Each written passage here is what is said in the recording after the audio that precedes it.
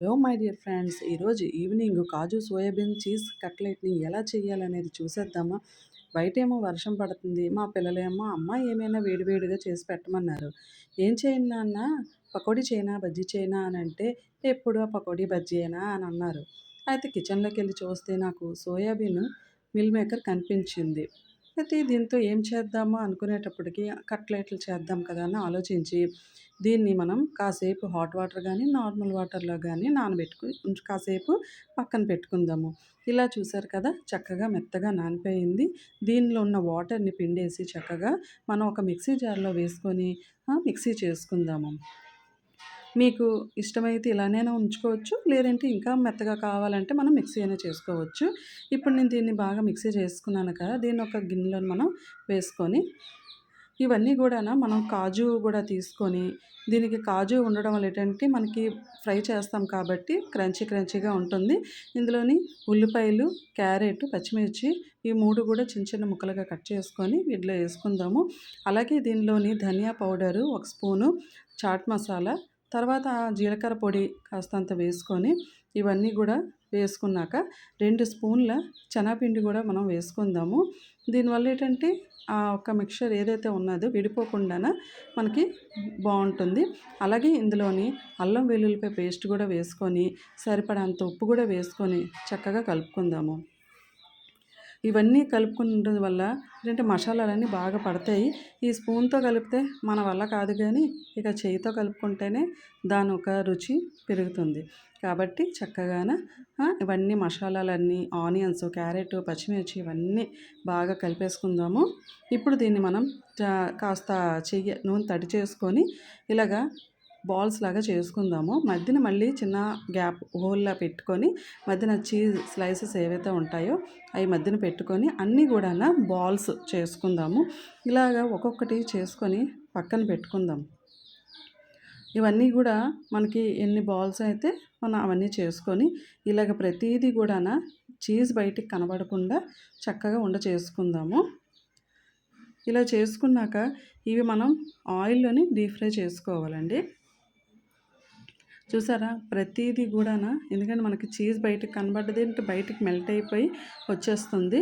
కాబట్టి చక్కగా ఏది గూడాన బయట కనబడకుండా చక్కగా పెట్టుకుందాము. ఓకేనా? ఇప్పుడు నెక్స్ట్ మనం ఒక ప్యాన్ పెట్టుకొని అందులో మనం డీప్ ఫ్రైకి సరిపడేంత ఆయిల్ అవసరం లేదు. నార్మల్‌గా ఫ్రై చేసుకునేంత వేసుకొని ఆయిల్. అది ఇప్పుడు చూసారా? ఆయిల్ హీట్ ఎక్కింది. ఇప్పుడు మనం ఇది సిమ్‌లో పెట్టుకొని అన్నీ గూడాను చేసుకున్న బాల్స్ ఏవైతే ఉన్నాయో ఒక్కొక్కటిగాన వేసుకుందాము. ఇవి సిమ్‌లో పెట్టుకొని ఫ్రై చేయాలి. ఎందుకంటే హైలో పెట్టి గాని మనం ఫ్రై చేసామంటే బయట తొందరగానే వేగి లోనంతా గూడాను పచ్చి పచ్చిగా ఉంటుంది. అస్సలు బాగోవు. కాబట్టి మనం ఇలా సిమ్‌లో కాసేపు పెట్టుకొని వేపుకుందాం. ఆ తర్వాత మళ్ళీ మనం చిన్న హైలో పెట్టుకుందాము. ఇలాగా వేసిన వెంటనే కదపకుండా కొంచెం నెమ్మదిగాన కలుపుకోవాలి. ఇలాగా మనకి ఒక సైడ్ అంతా గూడాను కాస్త వేగిన తర్వాత రెండో వైపు గూడాను కొంచెం తిప్పుకొని మొత్తం గూడాను బాల్స్ అన్నీ గూడా బాగా చక్కగా వేగేటట్టు గూడాను వేపుకుందాము. ఇవన్నీ గూడా అంటే మనం రోజు పిల్లలు సాయంత్రం అయ్యేటప్పటికి మనకి ఏవో ఒకటి అడుగుతారు. కాబట్టి ఇలాగ బయటికెళ్ళి అన్ని ఏవేవో ఆయిల్‌లతోని ఫ్రై చేస్తారు. దానివల్ల మన హెల్త్ పాడవుతుంది. పిల్లలు గూడాను హెల్త్ పాడవుతుంది. కాబట్టి మనం ఇలా ఇంట్లోనే చేసుకోవడం వల్ల మనం హెల్తీగా ఉంటాం. మన ఫ్యామిలీ గూడా మంచి హెల్తీగా ఉంటుంది. కొంచెం శ్రమ అంటే ఎలాగో ఉంటది. ఏది శ్రమ లేనిదే, కష్టపడందే ఏది అవ్వదు. కాబట్టి మన పిల్లలు, మన కుటుంబం హ్యాపీగా, ఆరోగ్యంగా ఉండాలంటే ఇలాగా మనం ఈవినింగ్ టైం అప్పుడు కాస్తంత కష్టపడితే చాలు. కాబట్టి ఇలా చక్కగా చేసి పెట్టుకుందాము.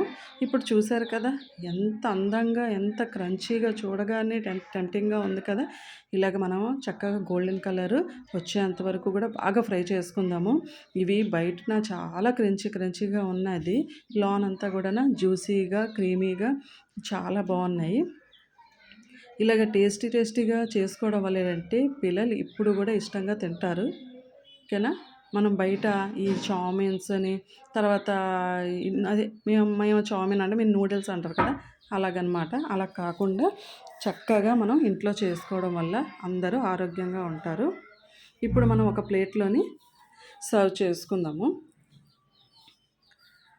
ఇప్పుడు మనం మిగతావి కూడాను ఇలాగే ఫ్రై చేసుకొని పక్కన పెట్టుకొని మనం ఒక ప్లేట్‌లోకి సర్వ్ చేసుకొని, వేడి వేడిగా ఆనియన్స్ మధ్యన పెట్టి దాని మీద కాస్తంత కెచప్, టమాటా కెచప్ వేసుకొని తింటే చాలా యమ్మీగా మా పిల్లలైతే చాలా చాలా ఇష్టంగా తిన్నారు.